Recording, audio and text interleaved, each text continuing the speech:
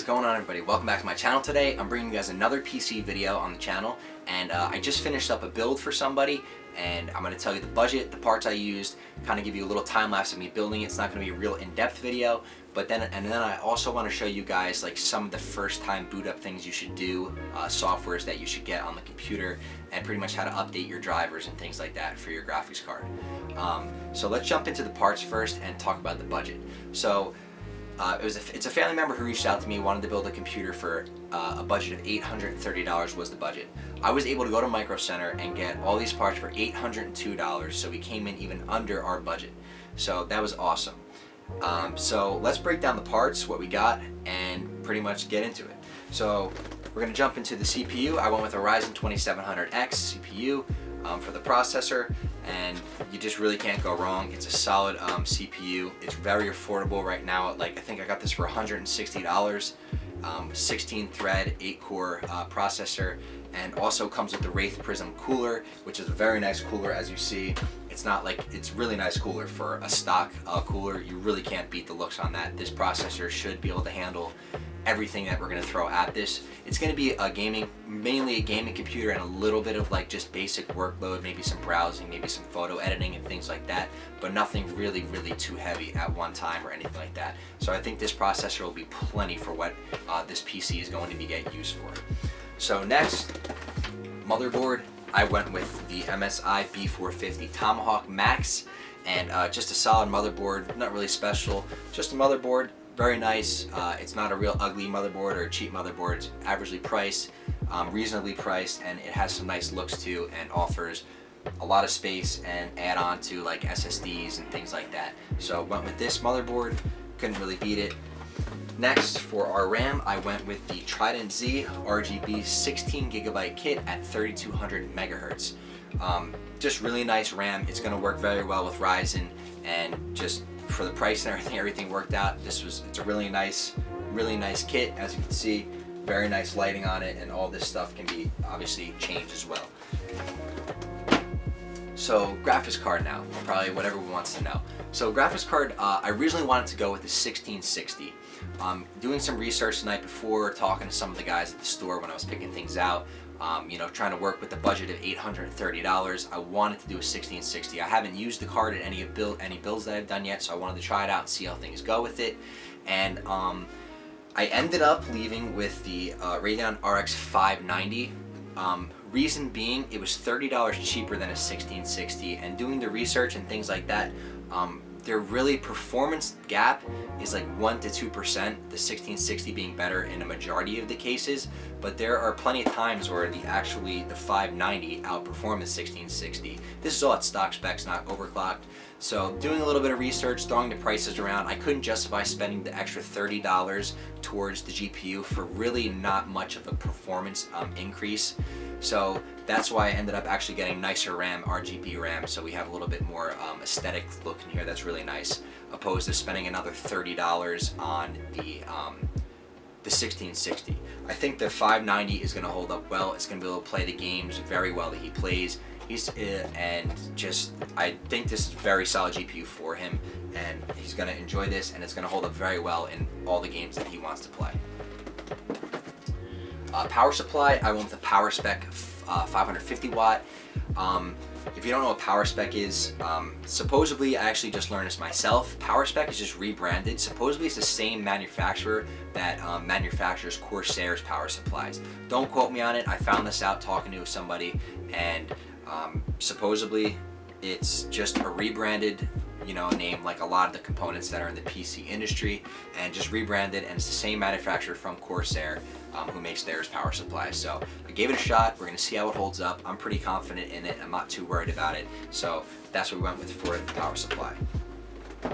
Then I went with just a standard 2 terabyte hard drive, and then also I went with the QVO 1 terabyte Samsung SSD. And the SSD is gonna have our operating system on it. It's gonna have our main games we want to prioritize, and then all our softwares and everything else are gonna get thrown on the hard drive. And that really wraps the build. Oh, the case is a Carbide 175R, just a very basic, clean case. It has a little bit, the Corsair light is RGB on the front, and yeah, that's pretty much this build. I'm gonna do a time lapse now, throw in a quick little time lapse of me building this build, and then right from there, we're gonna jump over to the monitor here, and I'm gonna show you guys how to update your drivers for your GPU, which is something I always recommend doing, and just kind of maybe some softwares that will help you monitor your CPU temps, your GPU temps, and run a little bit of a benchmark on it. I still have to run a long-term benchmark on it. I did a little bit of benchmarking on it, and the temperatures held up great with the CPU temperatures with this Wraith cooler. Held up amazing. Even in the benchmark, it didn't go over 45 Celsius, and then GPU temperatures stayed great. And this was on the Haven benchmark and worked great. So I'm going to jump into that now, a little bit of time lapse, and then show you guys some of the softwares.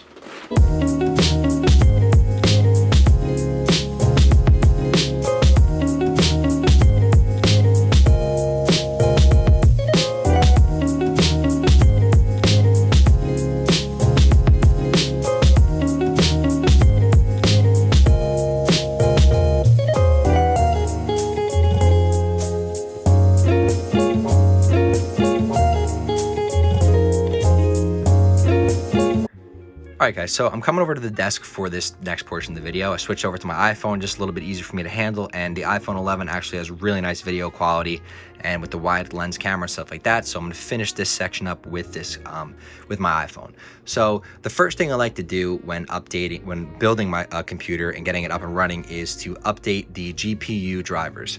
So in this case, I'm running a RX 590, which is an AMD graphics card, so we're going to use their software. If you're using NVIDIA, you're going to use the GeForce Experience software. But right now, I'm doing an AMD graphics card, so I already have everything installed, and you can just come over here and just type in real quick. It's literally the AMD Radeon software. You can do that, give that a Google, it'll come up, you'll download it, follow the steps, and you'll be able to open this up. This is the app here. So basically, when you first open the app, there's this corner up here. It'll be a little bit different when you first open the app, but as you can see, your drivers and software. Currently, I just did the updates on the drivers for this GPU today. This is the most recent release of the drivers, which was on the 4th of December. I'm filming this on the 11th of December, 2019. And you can click check for updates. It'll check it. I know that I got the most current version, so it's gonna say checking and you're up to date. This is something good to do every few weeks just to make sure you're running the latest drivers, make sure your GPUs, you're getting the best performance out of it and running the most updated drivers. That's one thing I like to do when first firing up a fresh build. So we can close this out. Next, I like to give my temperatures a look and check what the CPU is doing. So there's a couple different ways you can do this, but if you have an AMD processor, you can get AMD Ryzen Master, and if you have Intel, they also have a software as well that pretty much essentially does the same exact thing. You're just monitoring your temperatures and things like that. As you can see, there's my idle temperature right now. It's gonna fluctuate anywhere from, it can go up in 30s, then it might hit 40s, it'll fluctuate a little bit. As you can see, jumping up there, completely normal. So all this stuff looks very nice, very solid. And if you have two monitors, I would recommend, there's other softwares that you can use, but I really like the Ryzen Master software when working with the Ryzen CPU. Just download it, type in Ryzen Master on Google, follow the process, download it, and it takes about all of 35 seconds to install this. So if for the first couple of days on a fresh build, maybe a week or something like that, I always like to put this on my second monitor while I'm gaming, doing anything, running benchmarks. This way I can monitor my temperatures, what the cores are doing, my speeds, everything. It's a pretty nice software, and as I said, if you have Intel, they have an identical software, very similar. It might even be put together a little bit better than this and have more options, but for AMD, I like the Ryzen Master just to monitor my things, and if you even wanted to, you are able to overclock through this software. I don't recommend it. If you get into overclocking, I always will recommend to actually overclock in the BIOS. So if you get into overclocking, that's another topic for another video, but you can do it through here. There has been positive things that have come out of people overclocking through this software, but I like to do it through the BIOS. And like I said, that's a whole different video. We're not getting into that today. So that's one thing I like to do. And then when I run my benchmark, I ran superposition benchmark, not Haven. I think I said that in the beginning, my apologies. And just run a benchmark on the GPU, and then you should also do a stress test on the CPU with like Cinebench, or there's a couple different softwares that you can use. I'll try to link a few of them in the description if you're looking to do some CPU stress testing, which is very highly recommended on my part before you just jump into, you know, editing videos, gaming, or anything like that. Another thing I'd like to get is like whatever for instance, for the RAM, you just go to your manufacturer's RAM. They have a software that will manage your RGB colors. You can change everything up. And same for your motherboard. Pretty much if you have RGB, there'll be a software on your brand's website that you'll be able to get to adjust all your colors and whatever you want to do to your preference. And I mean, that kind of wraps up what I wanted to show you. There is a lot more that goes into, you know, starting up your first, you know, PC and what you should be looking at doing. I'm gonna turn the light back on here real quick, get a little bit light. But there's more that goes into it. I will always say, before you jump into gaming, editing, whatever you're using your computer for, do the stress test on the CPU. Let it stress test for a few hours. Make sure your numbers are good, everything seems right, and do the same as well for your GPU. This way, if something is wrong, you can catch it before you constantly are using it and could potentially damage a component. So I always recommend testing, like running stress tests on your components, your GPU, your CPU, to make sure everything's running right before you jump into just heavily everyday use on your computer that you just spent a lot of money on and put a lot of time into build. So I'm gonna throw the computer back up on the desk, do the outro to this video, take a little bit of a nice video of the build so I can end the video off with that, and we'll be back in just a second. Alright guys, and that is gonna wrap this video up here. So I hope you guys enjoyed this video. Wanted to bring this to you guys just to give you guys a little bit of a build guide and, you know, show you what about $800 can get you. Like for instance, if you have an $800 budget, you can build this exact computer for roughly around $800, give or take, being that prices fluctuate on things. But for around $800, you could build this build right here. This thing should perform very solidly, and I'm really excited to get this to the owner, and I'm sure he's gonna love it himself. And yeah, so we went over, you know, the parts list, the actual build, threw in a little bit of video of me building this, and then also showed you guys how to update your drivers for your GPU, and then some other things that you should do when setting up your fresh build. Like I said, make sure that you guys are doing your benchmarking of your GPUs, stress testing your components, stress test your CPU, run a bunch of tests on your GPU, make sure everything is running at the right temperatures, everything feels right, looks right, numbers are good, verify by looking online, and, you know, comparing numbers with other people, because there's so much information out there in the PC world, this big community, and you should be able to find the answers that you're looking for. If you're confused on something, want to compare something, should be able to find somebody with your answer. So guys, I hope you enjoyed this video. I hope to be doing more like this. I really had a good time making this video, and I really hope you guys enjoy this video.